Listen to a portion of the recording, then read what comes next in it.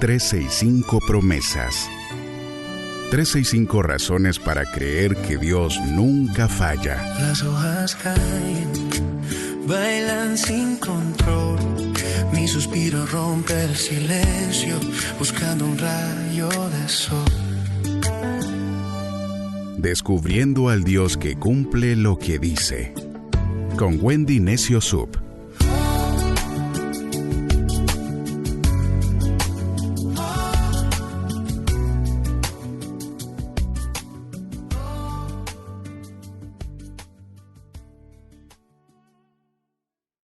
Primero de febrero, promesa 32. Dios pelea por mí mientras yo aprendo a confiar en Él. Éxodo capítulo 14, versos del 13 al 14 dice en la Nueva Traducción Viviente: No tengan miedo, solo quédense quietos y observen cómo el Señor los rescatará hoy. Esos egipcios que ahora ven, jamás volverán a verlos. El Señor mismo peleará por ustedes, solo quédense tranquilos. En la Biblia el mensaje dice: no tengan miedo, manténganse firmes y vean cómo Dios hoy hace su obra de salvación a favor de ustedes. Miren a los egipcios hoy, porque nunca más los volverán a ver. Esta no es una promesa para los pasivos, es una promesa para aquellos que han aprendido a confiar en Dios en medio del caos. Israel estaba atrapado, el mar delante, el enemigo detrás, el miedo adentro, le respiraba en la nuca, y allí, cuando no había una estrategia humana posible, Dios revela algo esencial de su carácter. Él pelea por los que se rinden a su dirección. Quedarse quietos no significa resignarse, significa dejar de pelear batallas que no nos corresponden. Moisés no les dice griten, tampoco les dice corran, no les dice ataquen, les dice que se mantengan firmes, que observen. Hay momentos en los que la fe no se demuestra haciendo más, sino confiando mejor. Cuando nosotros dejamos de luchar en nuestras fuerzas, abrimos espacio para que Dios muestre su poder. Y es que Dios no necesita nuestra ansiedad para actuar, Él necesita nuestra confianza. Aprendamos a confiar y a dejar todo en manos de Dios. Me encanta la Biblia y el rescate de Dios, que no dice mañana, dice hoy. No dice verán cómo Dios los rescata algún día. No, dice hoy. El rescate de Dios no es una promesa diferida, tampoco es una promesa a largo plazo, tampoco es cuando todo esté ordenado. Es una intervención en medio del caos. Dios no espera a que el mar se abra para actuar. Él actúa para que el mar se abra. En la Biblia el mensaje me gusta cuando dice: miren a los egipcios hoy, porque nunca más los volverán a ver. Esto es poderosísimo. Hay enemigos que solo van a existir hasta el día de hoy. Hay miedos que tienen fecha de caducidad en tu vida. Hay amenazas que Dios permite, pero una última vez en tu vida antes de ser borradas del mapa.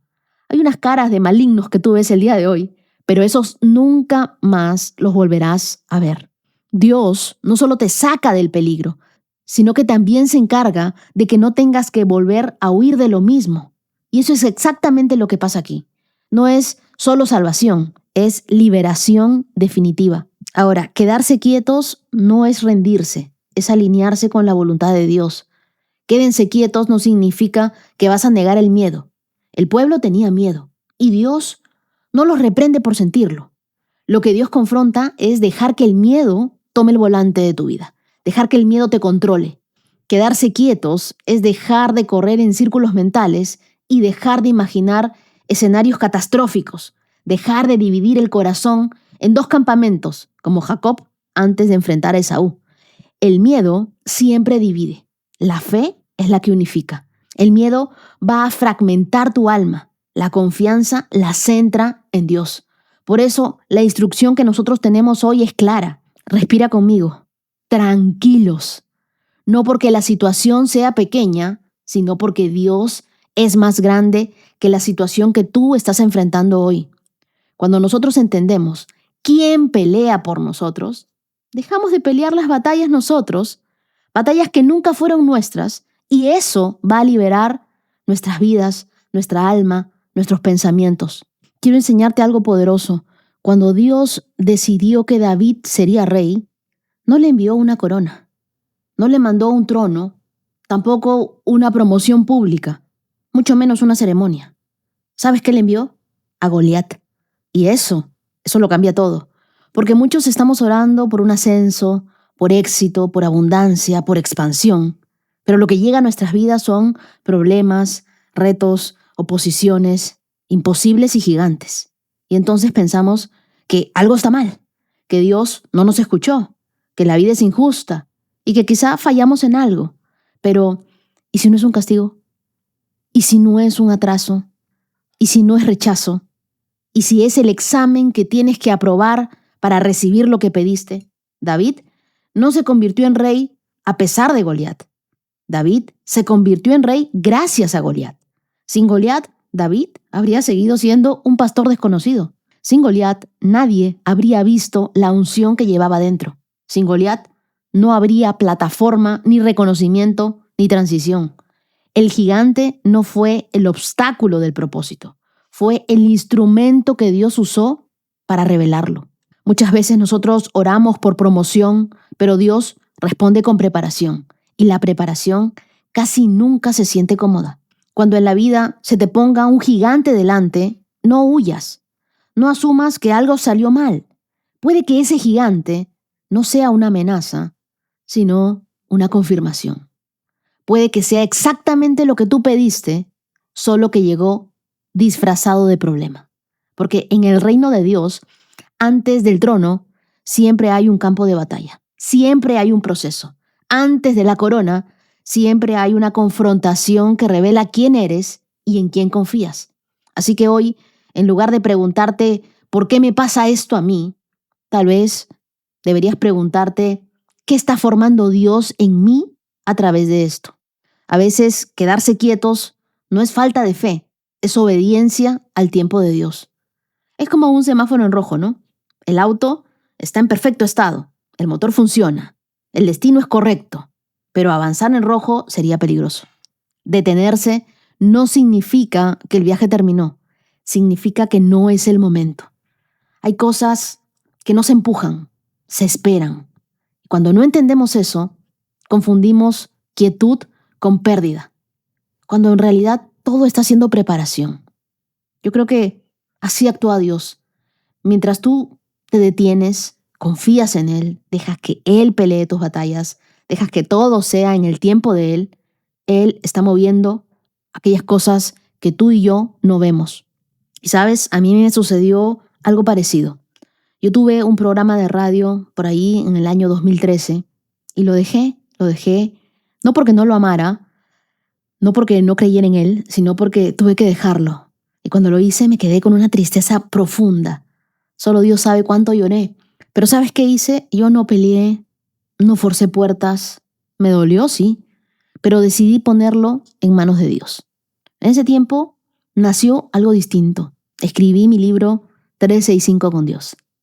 No fue un plan estratégico, nunca lo pensé. Fue una respuesta puesta en mi corazón de parte de Dios. Luego pensé, tal vez hay otra forma de llegar a más personas con algo más cercano, más digerible, en un lenguaje actual, y así nació mi libro 40 días de amistad con Dios. Pasó el tiempo, llegó la pandemia, el mundo se encerró, la gente estaba herida, con miedo, con pérdidas, con una fe golpeada, y un día sentí en mi corazón algo muy claro: tienes que hacer algo. No para crecer, no para exponerte, sino para servir y llevar esperanza, para que muchas personas conecten con Dios. Como todos estábamos encerrados, compré un micrófono, aprendí desde cero, sin saber mucho, sin grandes recursos. Le puse mi nombre y así nació el podcast 365 con Dios. ¿Y sabes qué? Recién ahí entendí algo que antes no veía. Lo que en su momento vi como una negativa, como una pérdida, como un no, en realidad fue Dios peleando por mí. Yo me quedé quieta. Él estaba construyendo algo más grande, algo más profundo, algo más expansivo de lo que yo había imaginado. Porque así es Dios, como Efesios 3:20. Él nos da más de lo que pensamos, más de lo que oramos, más de lo que en algún momento le hemos pedido. Y hoy eso que yo no forcé, que no defendí con ansiedad, que no peleé con mis fuerzas, se ha convertido en un testimonio vivo de cómo la palabra de Dios cruza fronteras, llega a lugares que nunca planeé y sigue tocando corazones. Así que, queridos íntimos, quedarse quietos no significa resignarse, significa no adelantarse a Dios, significa no tratar de salvar con nuestras manos lo que Dios quiere redimir con las suyas. Cuando nosotros soltamos el control, Dios no pierde el tiempo. Él gana espacio para hacer lo que solo Él puede hacer. Quizá el día de hoy estás frente a un mar cerrado, a un enemigo detrás, algo que amabas se rompió, una puerta no se abrió. No siempre todo es derrota. A veces es Dios diciendo, déjame pelear esta batalla por ti. Hija, tú quédate firme. Hijo, tú confía. Mantente tranquila, porque lo que hoy duele, mañana puede convertirse en un canal por el cual Dios bendiga a muchos. Porque los que siembran con lágrimas siempre cosecharán con gritos de alegría. Recuerda que Dios siempre usa el dolor para un propósito mayor. Hay enemigos que Dios no va a negociar, simplemente los va a eliminar de tu vida y tú nunca más los volverás a ver. Hay situaciones que no se resuelven con control, sino con entrega. Y lo que hoy te persigue no te seguirá al otro lado. Tú vas a pasar a una nueva temporada. Estamos iniciando un nuevo mes. Pero esa batalla ya no la vas a pelear tú solo. Deja que Dios pelee tus batallas. Y Dios no pelea algunas batallas, las pelea todas cuando confiamos en Él. Quiero que repitas conmigo, Dios, hoy yo no camino dominado por el miedo. Me mantengo firme, confío, descanso. Tú peleas por mí y yo avanzo en paz. Ora conmigo y dile, Dios, hoy yo suelto el miedo. Dejo de ser una persona temerosa, suelto el control. Ayúdame a afirmarme en tu promesa. Hoy renuncio a pelear batallas que no me corresponden y confío en que tú estás obrando, en que tú estás haciendo algo que yo hasta ahora no veo, pero yo sé que tu salvación viene a mi favor, que tu rescate es inminente y que tú harás más allá de lo que yo he orado, he pedido, he soñado. Dios, tú eres bueno, tú cumples tus promesas. Lo que yo hoy veo como una amenaza, mañana será un testimonio. Dios, tú peleas por mí, yo descanso en ti y yo sé que no hay una batalla que tú no ganes. Así que gracias, gracias por estar conmigo, gracias por estar con cada uno de los que hoy oramos juntos. Queremos aprender a confiar en ti con todo nuestro corazón. Oramos en el nombre de Jesús. Amén. Hoy comenzamos un nuevo mes con un propósito especial, más amistad con Dios. ¿Y qué mejor manera de iniciarlo que con una poderosa verdad? Éxodo 14:14 dice, Dios mismo peleará por ti, solo quédense tranquilos. Hoy, 1 de febrero, estamos en el día 32 de 365 días y en este episodio veremos cómo Dios pelea por su pueblo y lo hace cruzar el Mar Rojo con milagros maravillosos. Y Él sigue siendo el mismo Dios que abre caminos donde no los hay. Tú solamente confía y deja que Él pelee por ti. Las lecturas del día de hoy las encontramos en Éxodo, capítulo 13, desde el verso 17 hasta el capítulo 15, verso 18. Mateo, capítulo 21, versos del 23 al 46, Salmos 26, versos del 1 al 12 y Proverbios, capítulo 6, versos del 16 al 19. Oremos juntos. Señor, hoy volvemos a ti con un corazón sincero, con un corazón abierto y con un corazón expectante de todo lo que tienes para mostrarnos en este nuevo mes. Queremos caminar en amistad contigo. Queremos buscar tu rostro y queremos escuchar tu voz. Queremos volver a soñar como antes, que tú nos hables por sueños. Queremos perdonarnos por los momentos en los cuales nos alejamos de ti. Ayúdanos a confiar en ti, a confiar que tú peleas por nosotros, que tú estás interesado en nuestras vidas, que nuestra fe no depende de las circunstancias, sino de tu fidelidad. Hoy nos rendimos ante ti y declaramos que este mes creceremos en amistad contigo y nada ni nadie cortará este amor tan grande que nos tenemos. Oramos en el nombre de Jesús. Amén. Y quiero contarte que en mi página web, wendynesiosub.com, están 365 plans, que son todos los planes de lectura que hemos tenido desde que comencé el podcast. Está mi podcast 365 con Dios, con 365 devocionales. Está la Biblia en 365 días, que fueron todas las lecturas que hicimos el año pasado. Y también están todas las promesas, para que no te pierdas ninguna, para que puedas buscarla ahí en YouTube, en Spotify, y sigas compartiendo la palabra de Dios. Ahora sí, ¿estás listo para que Dios te hable y transforme tu mente? Recuerda que estamos en una carrera de fe, así que a sus marcas, ¿listos? Comenzamos. Éxodo 13, 17. Cuando por fin Faraón dejó salir a los israelitas, Dios no los guió por el camino principal que atraviesa el territorio filisteo, aunque esa no era la ruta más corta a la tierra prometida. Dios dijo, si los israelitas llegaran a enfrentar una batalla, podrían cambiar de parecer y regresar a Egipto. Por eso, Dios los hizo dar un rodeo por el camino del desierto hacia el Mar Rojo. Así, los israelitas salieron de Egipto como un ejército preparado para la batalla. Moisés llevó consigo los restos de José, porque José había hecho jurar a los hijos de Israel que así lo harían cuando dijo, pueden estar seguros que Dios vendrá a ayudarlos. Marca esa parte. Cuando eso suceda, llévense de aquí mis restos con ustedes. Entonces los israelitas salieron de Sucot y acamparon en Etam, al límite del desierto. El Señor iba delante de ellos y los guiaba durante el día mediante una columna de nube y les daba luz durante la noche con una columna de fuego. Esto les permitía viajar de día y de noche. El Señor nunca quitó su lugar delante de ellos, la columna de nube ni la columna de fuego. Hasta aquí nosotros vemos que Dios no siempre hace las cosas de manera que nosotros pensamos que sería lo mejor. Él, en vez de guiarnos a la ruta directa hacia la tierra prometida, los llevó por un camino más largo para evitar las peleas con los filisteos. Entonces, cuando no comprendas el plan de Dios, la estrategia o por qué Él está cambiando el mapa, no te quejes. Confía siempre en que Dios tiene un mejor plan de ruta del que tú sabes. Éxodo 14. Entonces el Señor le dijo a Moisés las siguientes instrucciones. Ordénales a los israelitas que den la vuelta y acampen cerca de Pijat Hirot, entre Migdol y el mar.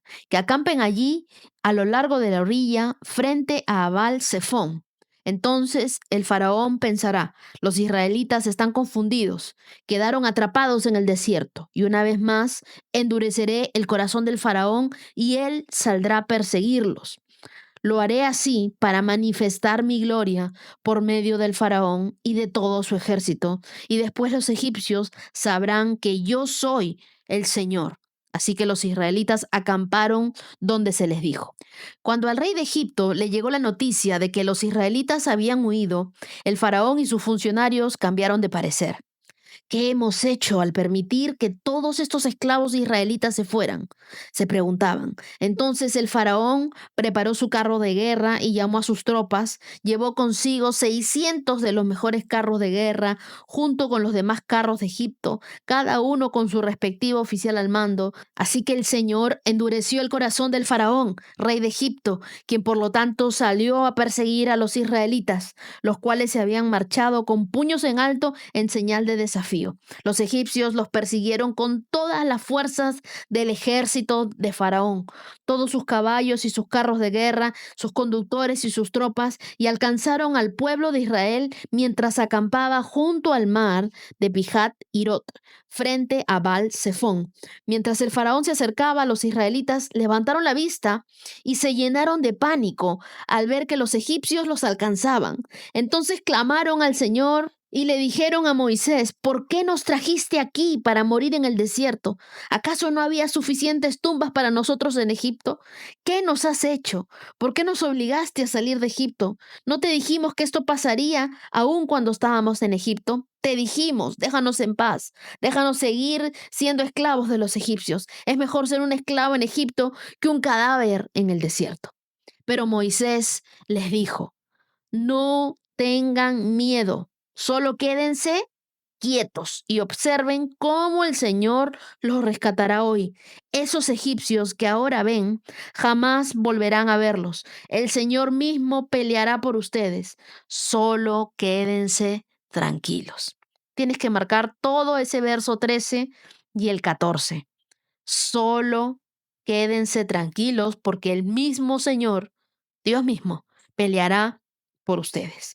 Luego, el Señor le dijo a Moisés: ¿por qué clamas a mí? Dile al pueblo que se ponga en marcha. Toma tu vara, extiende la mano sobre el mar, divide las aguas para que los israelitas puedan pasar por en medio del mar pisando tierra seca. Yo endureceré el corazón de los egipcios y se lanzarán contra los israelitas. La grandeza de mi gloria se manifestará en medio del faraón y de su ejército, sus carros de guerra y sus conductores. Cuando mi gloria se exhiba por medio de ellos, todo Egipto verá mi gloria y sabrán que yo soy el Señor. Entonces el ángel de Dios que iba al frente del pueblo de Israel se trasladó hacia atrás del campamento. La columna de nube también se cambió de lugar y pasó a estar detrás de ellos. La nube se puso entre los egipcios y el campamento de los israelitas. Al atardecer, la nube se convirtió en fuego e iluminó la noche, pero los egipcios y los israelitas no se acercaron unos a otros en toda la noche. Luego, Moisés extendió la mano sobre el mar y el Señor abrió un camino a través de las aguas mediante un fuerte viento oriental. El viento sopló durante toda la noche, transformó el lecho del mar en tierra seca. Entonces el pueblo de Israel cruzó por en medio del mar caminando sobre la tierra seca, con muros de agua a cada lado. Entonces los egipcios, con todos los carros de guerra y sus conductores, y con los caballos del faraón, persiguieron a los israelitas hasta el medio del mar. Pero poco antes del amanecer, el Señor miró al ejército egipcio desde la columna de fuego y de nube y causó gran confusión en sus fuerzas de combate. Torció las ruedas de los carros para que les resultara difícil manejarlos. Salgamos de aquí, alejémonos de los israelitas, gritaban los egipcios. El Señor está luchando por ellos en contra de Egipto. Marca esa parte. El Señor está luchando por ellos en contra de Egipto. Cuando todos los israelitas habían llegado al otro lado, el Señor le dijo a Moisés: extiende otra vez tu mano sobre el mar. Las aguas volverán con fuerza y cubrirán a todos los egipcios y sus carros y sus conductores. Entonces, cuando el sol comenzaba a salir, Moisés extendió su mano sobre el mar y las aguas volvieron con fuerza a su estado normal. Los egipcios trataron de escapar, pero el Señor los arrastró al mar. Enseguida, las aguas volvieron a su lugar y cubrieron todos los carros y a sus conductores y al ejército completo del faraón. No sobrevivió ni uno de los egipcios que entró al mar para perseguir a los israelitas. En cambio, el pueblo de Israel caminó por en medio del mar sobre la tierra seca, mientras las aguas permanecían levantadas como muros a ambos lados. Así es como el Señor aquel día rescató a Israel de las manos de los egipcios, y los israelitas vieron los cadáveres de los egipcios a la orilla del mar. Cuando el pueblo de Israel vio el gran poder que el Señor había desatado contra los egipcios, se llenaron de temor reverente delante de él. Entonces pusieron su fe en el Señor y en su siervo Moisés. Éxodo 15. Entonces Moisés y el pueblo de Israel entonaron el siguiente cántico al Señor. Cantaré al Señor porque ha triunfado gloriosamente. Arrojó al mar, al caballo y al jinete. El Señor es mi fuerza y mi canción. Él me ha dado la victoria. Él es mi Dios y lo alabaré. Él es el Dios de mi Padre y lo exaltaré. El Señor es un guerrero, Yahvé es su nombre. Arrojó al mar, a los carros y al ejército del faraón. Los mejores oficiales del faraón se ahogaron en el mar rojo. Las aguas profundas brotaron con fuerza y los cubrieron, como piedras se hundieron hasta el fondo. Tu mano derecha, oh Señor, es gloriosa en poder. Tu mano derecha, oh Señor, aplasta al enemigo. Con la grandeza de tu majestad, derribas a los que se levantan contra ti. Desatas tu ardiente furia y los consumes como a paja. Al soplido de tu aliento las aguas se apilaron. El impetuoso olaje se quedó firme como un muro. En el corazón del mar las aguas se endurecieron. El enemigo se jacta diciendo: los perseguiré y los alcanzaré, los despojaré y los consumiré. Sacaré mi espada, mi mano poderosa los destruirá. Pero tú soplaste con tu aliento y el mar los cubrió. Se hundieron como plomo en las poderosas aguas. Oh Señor, entre los dioses, ¿quién es como tú? Glorioso en santidad, imponente en esplendor, autor de grandes maravillas. Levantaste tu mano derecha y la tierra se tragó a nuestros enemigos. Con tu amor inagotable guías al pueblo que redimiste. Con tu poder los guías a tu hogar sagrado. Lo oyen los pueblos y tiemblan. La angustia se apodera de los que viven en Filistea. Los líderes de Edom están aterrados. Los nobles de Moab tiemblan. Todos los que viven en Canaán se desvanecen. Terror y espanto caen sobre ellos. El poder de tu brazo los deja sin vida como una piedra, hasta que tu pueblo haya pasado, oh Señor, hasta que haya pasado el pueblo que compraste. Tú lo traerás y lo plantarás en tu propio monte. El lugar, oh Señor, reservado para tu morada, el santuario, oh Señor, que tus manos establecieron. El Señor reina por siempre y para siempre. Vemos en estos pasajes de Éxodo que Dios le dio a los hebreos una columna de nube y una columna de fuego para que supieran que de día y de noche Él estaba con ellos en su camino hacia la tierra prometida. ¿Qué nos ha dado Dios a nosotros para que tengamos la misma seguridad? Bueno, la Biblia que tenemos en las manos, algo que los israelitas no tenían. Y quien también nos acompaña es el Espíritu Santo, que nos recuerda todo lo que la Biblia dice y nos guía a diario, nos da seguridad de la presencia de Dios. Así que de la misma manera como los hebreos miraban hacia la columna de nube y hacia la columna de fuego para saber hacia dónde debían ir, nosotros debemos mirar hacia la palabra de Dios de día y de noche para saber que Él está con nosotros ayudándonos en nuestro camino. Éxodo 14 narra uno de los momentos más impactantes de la historia de la redención, el cruzar el Mar Rojo.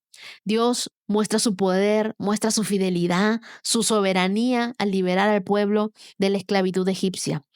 Me sorprenden mucho los versos 13 y 14, cuando Moisés le dice al pueblo: no tengan miedo, solo quédense quietos y observen cómo el Señor los rescatará hoy. Así que no es mañana, es hoy. Y dice: a los egipcios que ahora ven, jamás volverán a verlos. El Señor mismo peleará por ustedes, solo quédense tranquilos. Así que dile a tu corazón que esté tranquilo. Dios ordena a Moisés que conduzca a Israel hacia el punto estratégico, que era Pijat Hirot, donde en ese momento ellos estaban atrapados, sin aparente salida, y Faraón al ver eso piensa: los israelitas están acorralados, voy a mandar a mi ejército a que los persiga. ¿Y qué sucede con nosotros? Que muchas veces Dios nos coloca en circunstancias donde solo con la intervención de Dios vamos a poder ser salvados. Pero no es para asustarnos, sino para enseñarnos a confiar en Dios con una fe absoluta. Dios nos lleva a situaciones que parecen imposibles, no para hacernos sufrir, sino para demostrar su gloria en nuestras vidas. Cuando nosotros nos sintamos acorralados, confiemos en que Dios está peleando por nosotros, que Dios está peleando esa batalla contra la enfermedad. A ti te pueden haber dicho: no, este cáncer que tú tienes es terminal. Pero esa enfermedad no es para muerte, sino es para mostrar la gloria de Dios. Entonces, ¿qué hacemos nosotros cuando nos sentimos acorralados? ¿Vemos una trampa o una oportunidad para ver a Dios obrar en nuestras vidas? O tú serás parte del próximo testimonio que vas a contar. Vas a estar contando, Dios me sacó de UCI, Dios hizo esto milagroso, esto que decían que era imposible, Dios lo hizo. Y en los versos del 10 al 14 vemos cómo el temor compite con la confianza. Aún después de haber visto la poderosa mano de Dios al ser liberados de Egipto, su respuesta fue temer. Su respuesta fue quejarse y también desesperarse. ¿Qué pasó con su confianza en Dios? Se fue. Los israelitas tuvieron que aprender que Dios estaba con ellos para ayudarlos a través de repetidas experiencias. Cuando los israelitas ven al ejército egipcio acercarse, entran en pánico, se quejan a Moisés y su reacción revela su falta de confianza en Dios. A pesar de haber sido testigos del poder, de las plagas, de cómo Dios los había librado de tantas cosas, ellos seguían dudando. Una fe que no ha sido probada no es fe en absoluto. Si analizamos la fidelidad de Dios en el pasado, podríamos evitar el miedo y las quejas que enfrentamos en medio de una crisis. En los versos 11 y 12 vemos el primer caso de las murmuraciones y las quejas en los israelitas. ¿Cuántas veces hemos hecho nosotros lo mismo? Quejándonos por las inconveniencias, por las aflicciones. Ellos estaban a punto de aprender una lección valiosa. Si hubieran confiado en Dios, se habrían evitado muchas desgracias. Cuando nosotros enfrentamos pruebas, ¿cómo reaccionamos? ¿Reaccionamos con miedo? ¿Reaccionamos con queja? ¿O reaccionamos confiando en Dios? La fe no es la ausencia del temor, sino la decisión de confiar en Dios a pesar de él. Y Moisés les dice, no tengan miedo, solo quédense quietos y observen cómo el Señor los rescatará. Éxodo 14:13. La quietud en Dios, entonces, es un acto de confianza por sobre todas las cosas. El pueblo era hostil, pero estaba desesperado. Y Moisés los animó a que se tranquilizaran, a que vieran la forma maravillosa en cómo Dios los rescataría. Moisés me sorprende mucho porque él siempre tuvo una actitud positiva. Cuando parecía que estaban atrapados, él pidió la intervención de Dios. Quizá no nos está persiguiendo un ejército como a los israelitas, pero puede que nos sintamos atrapados. Aunque nuestra primera reacción nos llame a que sea de desesperación, debemos optar por la actitud de Moisés, quedarnos quietos y observar la salvación de Dios. Y en el verso 15, Dios le dice a Moisés, bueno, ya, deja de orar y muévete. Tenemos que ir de la oración a la acción. Hay ocasiones cuando sabemos exactamente lo que debemos hacer, pero en vez de actuar nos ponemos a orar pidiendo más dirección, dilatando el tiempo. Y en realidad es que estamos buscando una excusa para no tomar acción, si sabemos lo que tenemos que hacer. Es hora de ponernos en marcha, en obedecer a Dios y avanzar. Dios le dice a Moisés que extienda su vara sobre el mar y que lo divida. Y este es un acto de fe y es un acto también de obediencia. Nunca antes se había visto un milagro así. Dios no solo quiere que creamos en Él, sino que actuemos según su dirección. A veces nosotros nos quedamos esperando que Dios haga algo, cuando Él ya nos ha dado instrucciones claras de lo que nosotros tenemos que hacer. Entonces, ¿estamos actuando con fe o solamente estamos esperando sin obedecer? Y en los versos del 19 al 31 vemos el milagro de la salvación de Dios. Cuando Moisés obedece, Dios abre el mar y su pueblo cruza en seco. Luego, las aguas se cierran sobre los egipcios, eliminando completamente la amenaza de la esclavitud. Pero quiero que miren Éxodo 14:13, cuando Dios le dice a los egipcios que ahora ven, jamás los volverán a ver.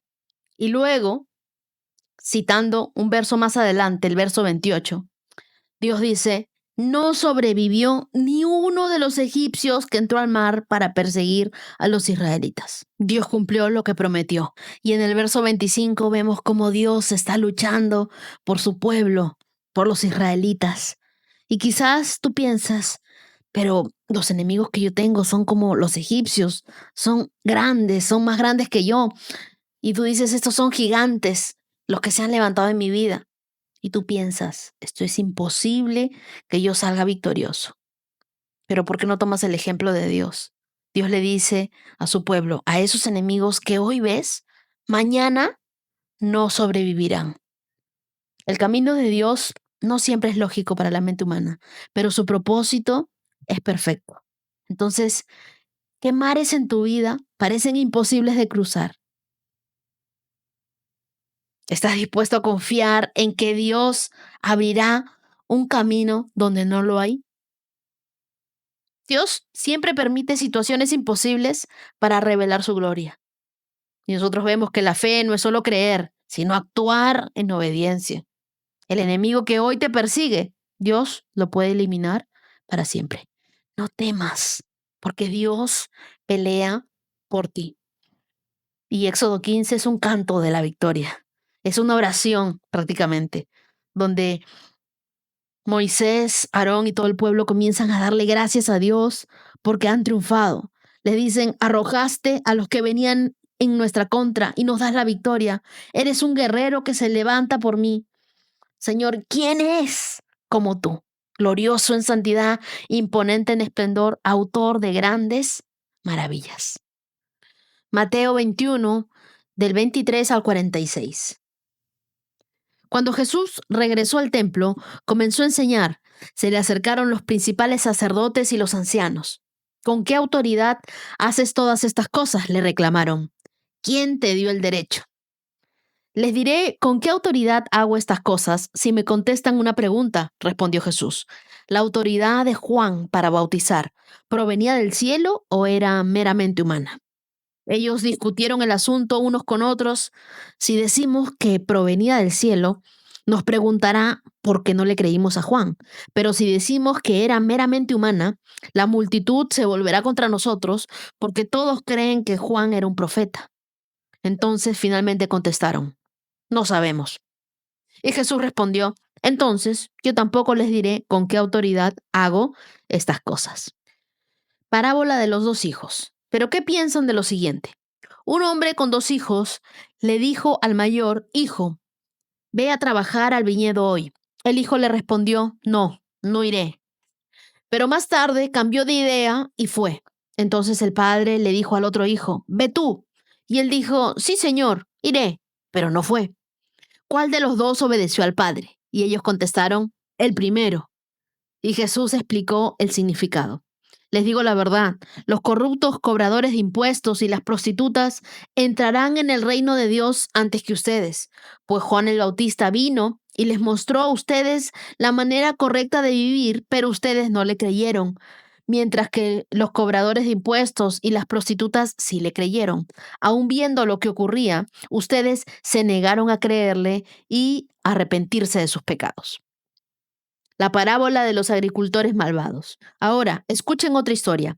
Cierto propietario plantó un viñedo, lo cercó con un muro, cavó un hoyo para extraer el jugo de las uvas y construyó una torre de vigilancia. Luego, les alquiló el viñedo a unos agricultores arrendatarios y se mudó a otro país. Llegando el tiempo de la cosecha de la uva, envió a sus siervos para recoger su parte de la cosecha.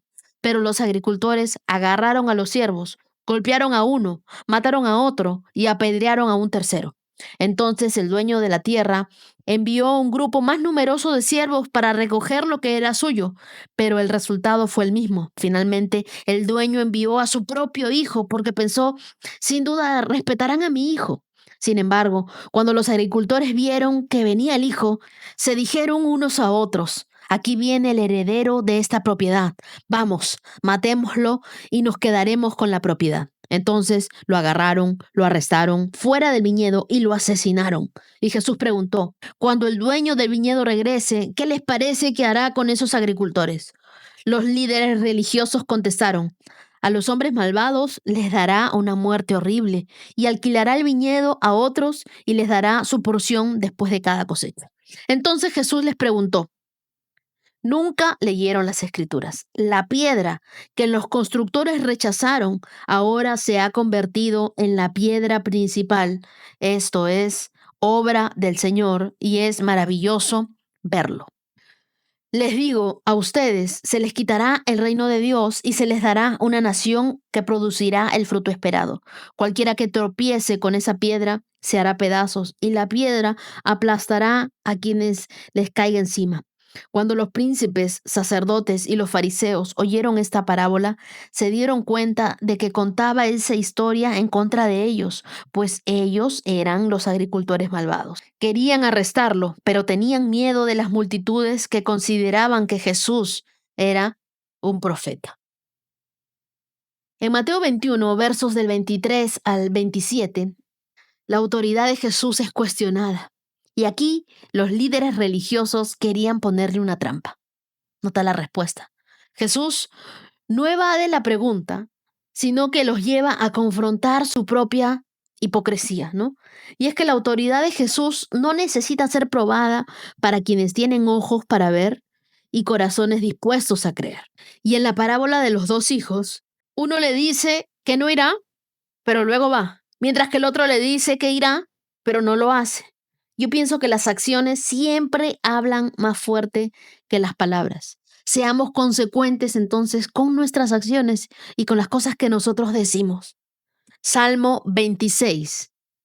Declárame inocente, oh Señor, porque he actuado con integridad y he confiado en el Señor sin vacilar. Confiar sin vacilar es confiar sin titubear. Entonces, la pregunta es, ¿de qué depende tu fe? Continuamos. Verso 2. Ponme a prueba, oh Señor, e interrógame. Examina mis intenciones y mi corazón, pues siempre estoy consciente de tu amor inagotable y he vivido de acuerdo con tu verdad.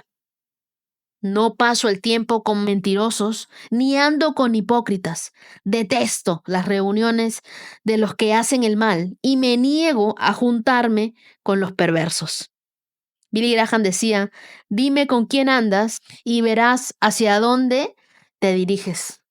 Yo pienso que no debemos rodearnos de personas que apaguen nuestro fuego. Mejor es rodearnos de personas que aviven nuestro fuego. Porque las personas con las cuales nosotros pasamos tiempo influyen en nuestra vida espiritual. Tenemos que ser muy cuidadosos de con quienes nos juntamos, de con quienes conversamos, de a quienes les damos nuestro tiempo. El salmista decía, yo no paso el tiempo con mentirosos, ni ando con hipócritas, y detesto las reuniones de los que hacen mal. Verso 6. Me lavo las manos para declarar mi inocencia. Vengo ante tu altar, oh Señor, entonando un cántico de gratitud y contando de todas tus maravillas. Amo tu santuario, Señor, el lugar donde habita tu gloriosa presencia. Marca ese verso. Amo tu santuario, Señor, el lugar donde habita tu gloriosa presencia. Ama la presencia de Dios. Ama tus tiempos con Dios. Ama leer la Biblia. Dios no busca personas perfectas. Dios está buscando personas dispuestas a caminar con Él, dispuestas a entregarle su vida a Él. Personas que lo amen, pero que lo amen de verdad, con todo el corazón. Amar la presencia de Dios es más que un momento de adoración, es un estilo de vida, es buscar su rostro en cada decisión, en cada día, en cada respiro. Amar la presencia de Dios es no apartarnos de Él, es querer escuchar, tener ese deseo, decirle a Dios, quiero siempre estar en tu presencia. Quiero que me atraigas con cuerdas de amor. Si me alejo, si ves que me voy, vuelve a traerme, Señor. No dejes que me vaya. Manténme siempre en tu presencia. Verso 9 dice, no permitas que sufra el destino de los pecadores, ni me condenes junto con los asesinos. Tienen las manos sucias de maquinaciones malignas y constantemente aceptan sobornos. Pero yo no soy así. Llevo una vida intachable, por eso rescátame y muéstrame tu misericordia. Ahora piso tierra firme y en público alabaré al Señor. En público. Que tu alabanza a Dios y tu gratitud también a Dios siempre sea algo público. Nunca escondas tu fe. Siempre exprésala. Siempre que todos sepan que tú amas a Dios. Proverbios capítulo 6, versos del 16 al 19. Hay 6 cosas que el Señor odia y no son 7 las que detesta: los ojos arrogantes, la lengua mentirosa, las manos que matan al inocente, el corazón que trama el mal, los pies que corren hacia lo malo, el testigo falso que respira mentiras, el que siembra discordia en una familia. Las 6 cosas que Dios detesta, ¿no? Qué fuerte. Lo primero que detesta es el orgullo. Vamos a enumerarlo ahí. Los ojos arrogantes. El orgullo que nos hace creer que no necesitamos de Dios y que no necesitamos de los demás, que solitos somos. El orgullo es una barrera que te impide recibir todo lo que Dios tiene para ti. Una vez escuché que el orgullo es como el mal aliento. Todos lo notan, menos el que lo tiene. Entonces preguntémonos, ¿estoy dependiendo de Dios o estoy confiando demasiado en mis propias fuerzas? ¿O soy un orgulloso empedernido? Segundo, la lengua mentirosa. Dios detesta la mentira. Las palabras tienen poder y la mentira destruye la confianza y destruye la verdad. Cada vez que tú y yo mentimos, nos alejamos un poco más de quien Dios quiere que seas. ¿A ti alguna vez te han agarrado una mentira? A mí sí. Y es vergonzoso. Uno quiere que un hoyo se abra en la tierra y que te trague. Entonces piensa, ¿estoy usando mis palabras para construir o para engañar? La tercera cosa que Dios detesta: las manos que matan al inocente. Dios detesta la violencia, Dios detesta la injusticia, Dios aborrece el derramamiento de sangre o cualquier acto de injusticia contra los débiles. Y Dios nos llama a hacer luz en medio de la oscuridad, a levantar la voz por los que no tienen voz. ¿Estás actuando tú con justicia? ¿Estás teniendo amor tú en tu trato con los demás? La cuarta cosa que Dios detesta es el corazón que trama el mal. El pecado no solo es una acción, sino una intención del corazón. Entonces, el verdadero arrepentimiento comienza cuando nosotros dejamos de planear el pecar y comenzamos a anhelar vivir en santidad. ¿Qué pensamientos ocupan tu mente? ¿Tú estás honrando a Dios o estás alimentando tu pecado? Muchos alimentan 3 veces al día, algunos más, su cuerpo, ¿verdad? Porque el cuerpo nos pide alimento. Pero ¿cuánto estás alimentando tu espíritu? Bueno, pueden decir, oro, leo la Biblia, contrarresta con todo tu tiempo en pantalla. ¿Cuánto tomas mirando una serie? ¿Cuántos minutos de tu día le puedes dar a Dios? Esto no es para todos. Por eso dije que era un reto y que era un compromiso que nosotros adquiríamos con Dios. Porque hay personas que sí quieren alimentar su espíritu. Hay personas que sí quieren vivir en santidad, quieren dejar de alimentar sus pecados y quieren alimentar su espíritu con la palabra de Dios. La quinta cosa que Dios detesta: la prisa para hacer el mal. Los pies que corren a hacer lo malo. Correr hacia el pecado en lugar de huir de él muestra que no tenemos temor de Dios en el corazón. Cada decisión que tú tomas te acerca o te aleja a Dios. No hay un punto medio. Entonces piensa, ¿estoy corriendo hacia la voluntad de Dios, hacia lo que Dios quiere que yo haga? ¿O estoy haciendo cosas que me alejan de Él? La sexta cosa que Dios detesta es el testimonio falso. El testigo que respira mentiras, ¿no? Dios ama la verdad y Dios no puede habitar donde la mentira gobierna. Piensa si tus palabras están reflejando la verdad de Dios o están siendo manipuladas para tu beneficio. Y la séptima cosa que Dios detesta es el que siembra división en la familia.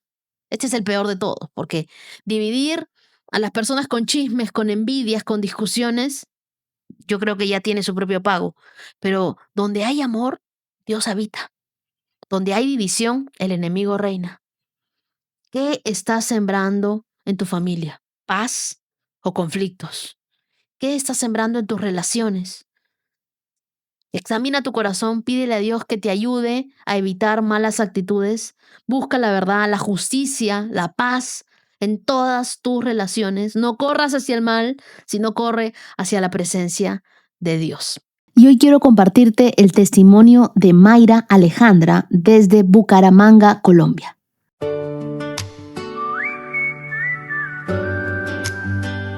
Las hojas caen, bailan sin control. Mi suspiro rompe el silencio, buscando un rayo de sol.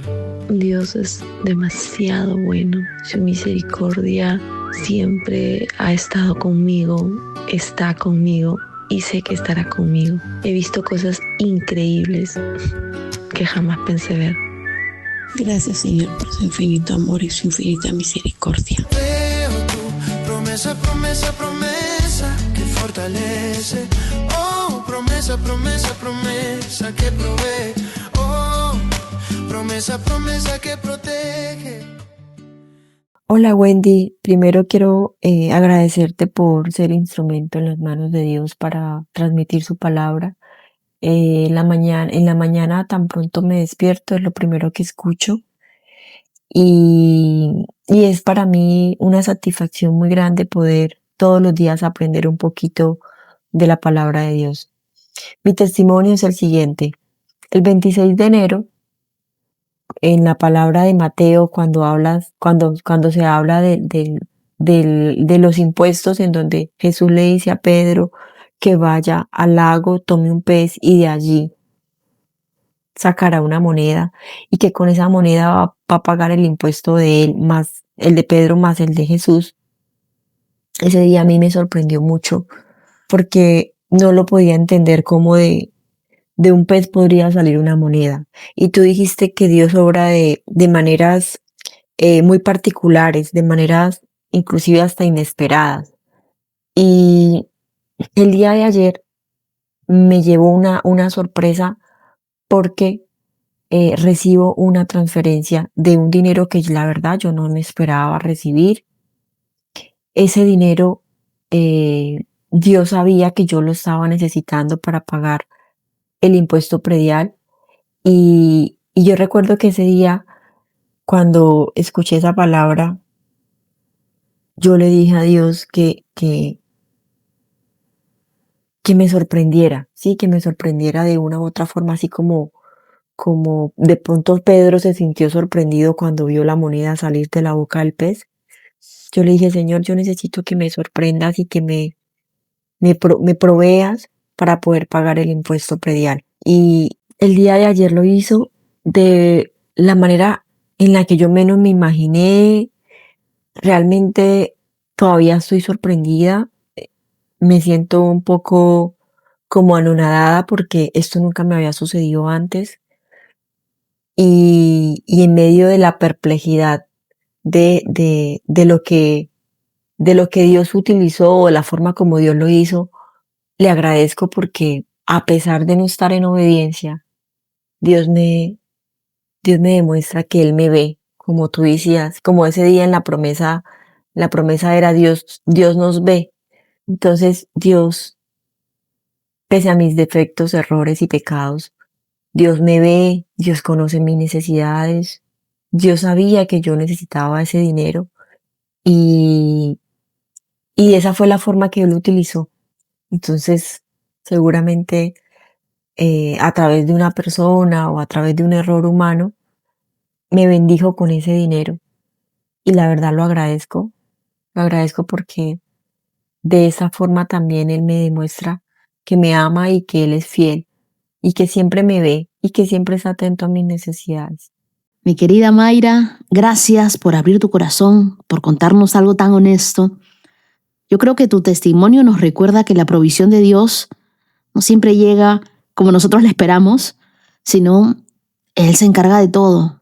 A mí me ha sucedido más de una vez esto que a ti te está pasando. Que Dios no nos bendice por lo que hacemos bien, sino porque Él es bueno. Él sabe de nuestra necesidad. Él sabe, y así como sacó una moneda de la boca de un pez, tú recibiste tu provisión. Yo no estaba en el libreto, no estaba en tus planes, y eso nos enseña algo poderoso. Cuando Dios decide suplir, ningún escenario es demasiado extraño para Él. Que este testimonio quede sellado en tu corazón y en el corazón de todos los que nos escuchan. Que Dios nos ve, conoce nuestras luchas, sabe lo que necesitamos y Él es fiel. Él nos ayuda en medio de nuestros procesos. Te quiero regalar Deuteronomio capítulo 28, verso 6, que dice: vayas donde vayas, en todo lo que hagas, serás bendito. Y hoy quiero agradecer con todo mi corazón a mi querida Beatriz Cruz, a Verónica Quirós y a mi querida Cora. Que Dios las bendiga, las llene de su favor. Y quiero regalarles Ruth, capítulo 3, verso 11, que dice: hija mía, no te preocupes por nada. Dios sabe qué necesitamos, sabe la petición más íntima de nuestro corazón. Y quiero decirles que ustedes estarán en mis oraciones. Queridos íntimos, nos vemos hoy a las 6 de la tarde, hora Perú, para celebrar que estamos culminando nuestro primer mes leyendo promesas y leyendo la Biblia. Los espero a todos en mi canal de YouTube. Búscame como Wendy con doble D, Necio Sub. Que tengas un día súper bendecido, sobre todo lleno de la paz de Dios. Shalom, shalom. Has escuchado 365 Promesas. Síguenos en Facebook e Instagram, @Wendy Necio Sub. Hasta la próxima. Bailan sin control, mi suspiro rompe el silencio, buscando un rayo de sol. Promesa, promesa, promesa que salva. Oh, promesa, promesa, promesa que guía. Promesa, promesa plena en ti.